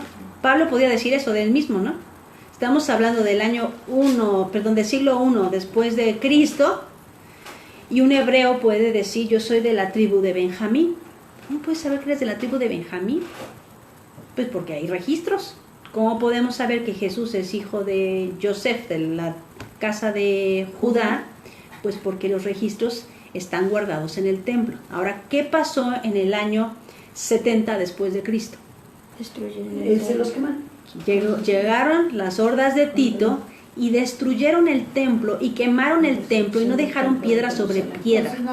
Se derritió todo lo que había ido, todo el oro, y entonces no dejaron piedra por piedra porque movieron todas las piedras para sacar el oro. Por esa razón no quedó piedra sobre piedra del templo. Y todos los registros de las genealogías quedaron quemados. Por esta razón es tan importante estas dos listas. Porque estas dos listas nos prueban que Jesús es el último rey de Israel que tiene registrada su genealogía. Es lo único que... Los judíos tampoco te van a decir que no ha llegado el Mesías, pero tienen un grave problema. Que no pueden saber. Porque no pueden saber su genealogía con precisión. A lo mejor te pueden decir: soy judío. ¿Eso qué significa? Pues soy de la casa de Judá. Los judíos no han desaparecido, ¿verdad?, de la tierra. Por gracia del Señor, porque los quisieron desaparecer. No desapareció la tierra y te pueden decir que son judíos, pero no te pueden decir con precisión si son descendientes de Natanael o de Absalón o de Salomón, de los hijos de David. Ellos no pueden saber eso. ¿Por qué no pueden saberlo? Porque los registros después del año 70 después de Cristo fueron quemados. Entonces, si viniera el rey ahorita, no podríamos probarlo porque no hay forma de rastrear su genealogía hasta David. No hay forma de saberlo. Pero todavía en el año 30 después de Cristo, en el año 62, cuando se escribe el Evangelio de Lucas, existen los registros porque el templo no ha sido destruido. Es otra razón por la que podemos saber que el templo estaba intacto, porque Lucas, que era un investigador que con mucho detalle fue cuidadosamente a registrar todas las cosas para que entonces quedaran escritas en su Evangelio, pudo entrar a los registros y pedir la genealogía de Joseph hijo de Lo Eli, registró antes de que se antes de que destruyera. se destruyera el templo, guardó el Porque eran registro los de la planes de genealogía Dios. del Mesías. De esta manera podemos saber Antes que de Cristo. sucedió antes de la destrucción del templo Ah, y que probablemente Después de Cristo, ¿verdad? estamos hablando del año 70 después de Cristo cuando se destruyó el templo y más o menos por el año 62 que se escribió el Evangelio de Lucas. Otra de las razones por las que creo que Lucas no era griego, porque no hubiera podido entrar a solicitar el rollo de la genealogía de Yosef ben Eli. No hay forma de que hubiera un griego entrado al templo para pedir esa información tan privada para un hebreo, ¿de acuerdo? Entonces, este Mesías tiene que ser descendiente de la casa de David y va a ser llamado Hijo del Altísimo. En la profecía de Isaías se le llama así, ¿no? Isaías capítulo 9, porque un niño nos es nacido, hijo nos es dado y el principado sobre su hombro y será llamado admirable, consejero, Dios fuerte, Padre eterno, príncipe de paz. Estos son todos los atributos que tiene el Mesías, ¿cierto? ¿Isaías qué? Dios con nosotros, Hijo del Altísimo. Isaías capítulo 11, ¿no? Será llamado Hijo del Altísimo, creo que no se puede pasar. A ver, búscame, para no decir mentiras. Altísimo. No sé si es Isaías capítulo 11 o 9. 53. ¿Isaías 53? No, ese es el Mesías sufriente. Okay. ¿Y qué era? Isaías 11, cuando dice, será llamado, dice, porque un hijo nos es nacido, hijo nos es dado, y el principado sobre su hombro, y será llamado admirable consejero, Dios fuerte, Padre eterno, príncipe de paz. ¿Okay? No lo encuentro. ¿Qué? Isaías 11. Príncipe de paz. No, 11 tampoco es. No, búscame príncipe de paz en el ¿sabes? Ok, esto es sumamente importante. Pues va a reinar sobre Israel para siempre, ¿verdad? Es lo que dice Lucas. El reinado del Mesías es eterno.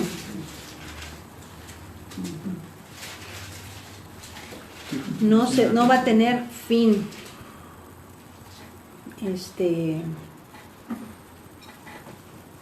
No va a tener fin el reino del Mesías. Es el último rey de Israel. El último rey, es el cetro no será quitado de Silo hasta que venga. 9:6. Gracias. 9:6. Isaías 9:6 es donde dice, Porque será un niño llamado nos es nacido, hijo nos es dado, principado sobre su hombro. Se llamará su nombre, admirable consejero, Dios fuerte, Padre eterno, príncipe de paz. ¿Y el siguiente versículo dice? Lo dilatado de su imperio y la paz no tendrá límite sobre el trono de David y sobre su reino, disponiéndolo y confirmándolo en juicio y en justicia desde ahora y para siempre. Pues va a ser para siempre su reinado, como dice la profecía de Isaías. Dilatado, o sea, no va a tener fin. Él es el autor que dice A ver, aquí, en la versión latinoamericana. ¿Cuál? dice, porque un niño nos ha nacido, un hijo se nos ha dado, le ponen en el hombre el distintivo del rey y proclaman su nombre. Este es el consejero admirable, el héroe divino, Padre que no muere, príncipe de la paz. Ay, qué bonita versión. Qué hermoso, ¿verdad? Sí, excelente. Entonces, por eso también es bueno estudiar la Biblia en diferentes versiones. Entonces, nos gusta a lo mejor, nos acomodamos a lo mejor con alguna versión, pero para razones de estudio te animo a que leas la Biblia en 3, 4 versiones. Ahora no tienes que comprar todas las Biblias del mundo, puedes tener todas las que quieras aquí en tu aplicación. Y revisar cómo trabajar. Donde te pasas ahí que... ¿Esta Biblia? No. Esa R, ¿qué? Donde le picas y hasta te dice lo que significa en hebreo. El Strong, El Strong. el diccionario Strong. Y además diccionarios y comentarios. Muy bien. Strong. Versículo 34. Entonces María, ya sabemos que su nombre en hebreo es Miriam, dijo al ángel: ¿cómo será esto? Pues no conozco varón. ¿Qué diferencia hay entre la pregunta de María, ¿cómo es esto? Porque no conozco varón, a la pregunta que hace Zacarías? ¿Por qué María no se quedó muda? Porque María creyó. solo La la profecía. preguntó cómo y el otro Muy bien. dudó y ella ya lo asumía. Zacarías Muy bien. llegó. La pregunta de Zacarías fue con duda. Ajá. dame una señal para que yo crea esto. Dame una prueba de lo que me estás diciendo es verdad. Esta es la forma en la que pregunta Zacarías. Dice, bueno, ¿quién crees que soy? O sea, yo estoy delante del trono de Dios y te vengo a traer un mensaje y no me creíste ahora que te lo estoy diciendo. Bueno, mudo hasta que se cumpla lo que dije. No pudo haber pensado Zacarías que, si me imagino, conocía la profecía. Pero la respuesta del ángel es, no me creíste. Y por eso te quedas, o sea, la forma de la pregunta de Zacarías, a diferencia de la de María o la de Miriam, es que la de Zacarías trae duda. O sea, no me creíste. Miriam ya lo asume. Miriam asume que sí es verdad lo que va a suceder. Y ella dice que se haga conmigo conforme a tu palabra. Después lo va a decir. La pregunta de María es más con respecto al método. O sea, no sé cómo va, dime cómo, o sea, estoy seguro, esto va a pasar. Explícame cómo va a pasar porque no conozco varón. Está pidiendo el método en el cual el Señor va a usar para que ella pueda recibir el cumplimiento de esta profecía, ¿no? de esta promesa de que ella le va a tocar llevar al Hijo de Dios.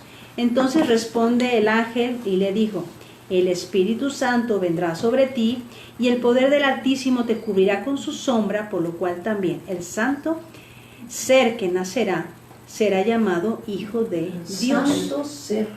Entonces, lo que está diciendo es que te va a cubrir, el Espíritu de Dios te va a cubrir. Básicamente lo que le está diciendo en términos modernos es, va a ser inseminación artificial, María.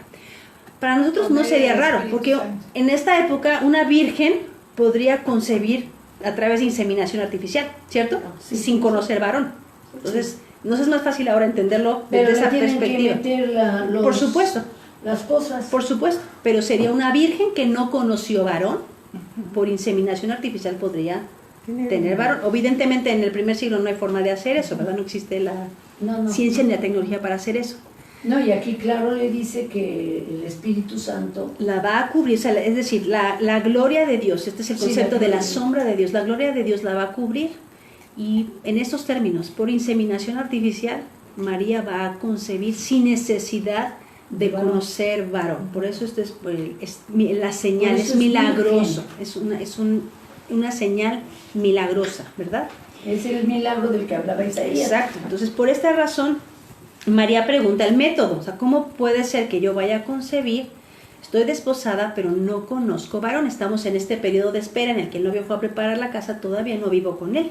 ¿Cómo es posible que voy a concebir? Bueno, es que no va a haber intervención de un varón para el nacimiento del Mesías, es del Espíritu de Dios que van a ser este Mesías. Así que el Espíritu Santo va a realizar este milagro, este evento sobrenatural, esta señal, que en nuestra época ya no es tan descabellado entenderlo, ¿verdad? Va a ser engendrado por Dios mismo. Versículo 36. Y he aquí tu parienta Elizabeth, Elisheba, ella también ha concebido hijo en su vejez. O sea, otro milagro está sucediendo, ¿verdad? Y este es el 6º mes para ella, la que llamaban estéril. Que ya habíamos sacado la cuenta. Entonces sabemos que María va a concebir en el periodo del 6º mes de embarazo de cuando nació Elizabeth. De Elizabeth. Pero por eso aquí le llama Isabel. Le llama Isabel. Esa es la transliteración que se hizo al español del nombre Elisheba. Entonces en algunas versiones dice Elizabeth, en otras versiones dice Isabel. Entonces Isabel o Elizabeth es el mismo nombre que se translitera del nombre Elisheba. ¿Okay? Dice que también la que era estéril. Y luego usa una frase que nos lleva otra vez al Génesis. Porque nada hay imposible para Dios. ¿Cuándo se usó esta frase en Génesis? ¿Se acuerdan? Nada es imposible para Dios. En la historia de Sara y Abraham. Otra vez, otra ancianita que no podía concebir. En Génesis capítulo 18. A ver si alguien me lo busca. Génesis 18, 14. 18, 14.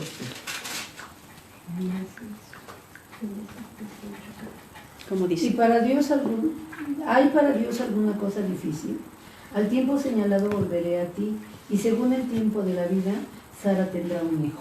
Okay. Entonces, la primera vez que se usa esta frase de para Dios no hay nada imposible, es en la historia de otra par de ancianitos que era imposible que tuvieran un hijo y el Señor les permitió la bendición de que naciera el hijo de la promesa, Isaac, de donde vendría el Mesías, porque la línea del rey viene de Abraham, de Isaac, de Jacob, de Judá, de David, de Salomón, hasta el Rey de Reyes y Señor de Señores. ¿Okay? Entonces aquí se cumple, ¿no?, la tipología del milagro entre Juan el Bautista y Sara y Abraham, ¿verdad? No hay nada imposible para Dios. Dios puede hacer que una anciana tenga un bebé, o Dios puede hacer que una virgen conciba. Si Él puede hacer que una escultura de lodo respire y tenga vida, entonces, como hizo, y puede hacer que el mar se abra y puede hacer que el sol se pare, no hay nada imposible para Dios.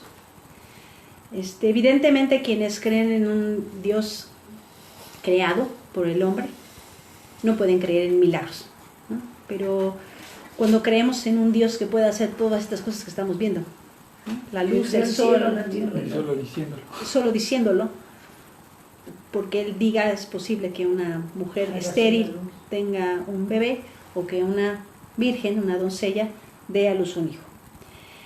Quiero terminar con esta frase maravillosa de María. Entonces María dijo: he aquí la sierva del Señor, he aquí la esclava. La palabra aquí en griego es doulé, doulos, doulé. He aquí la doulé, la esclava del Señor. Hágase en mí lo que es. Okay. No, pero la siervo es... Sí, esto es sumamente importante porque hubo un problema en el análisis de la figura de María. Se le exaltó a un punto en el que se lo colocó en el mismo lugar de una divinidad, de una diosa. Si te fijas en qué lugar se está colocando María, no se está colocando en el mismo lugar de Dios, ¿verdad? No, de sierva. Se está colocando en el lugar de la sierva, de la esclava de Dios. María no es la madre de Dios. María es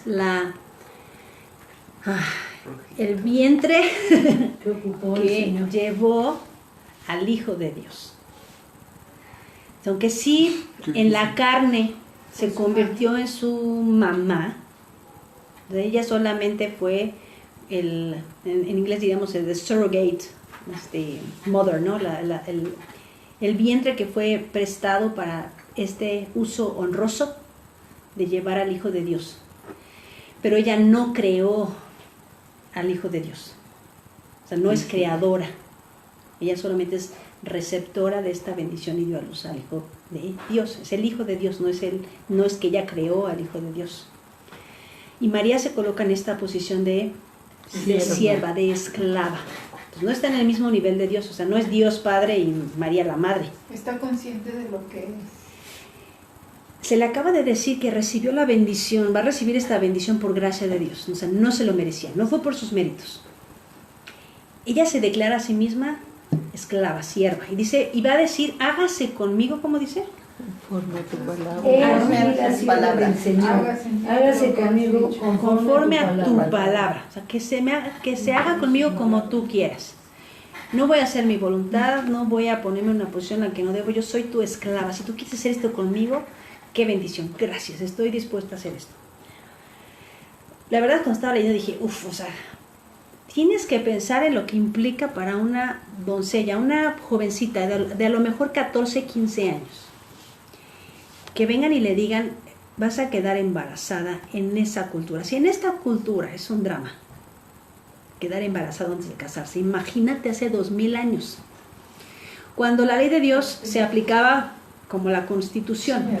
¿Qué dice la ley de Dios cuando una mujer comete adulterio? Acuérdate que esta mujer está desposada. Legalmente ella está casada. La única manera de separarse de José es con una carta de divorcio. Que lleguen y le digan a José, oye, tu mujer está embarazada. ¿Ya se comieron la torta antes de la boda? O que José diga, no, oye, no, yo no fui. ¿Eso qué implica? Adúltera. Adúltera. ¿Y cuál es la paga por el adulterio? Morir apedreado. Morir apedreado. Okay. Esa es la ley civil por el delito de adulterio es morir apedreado.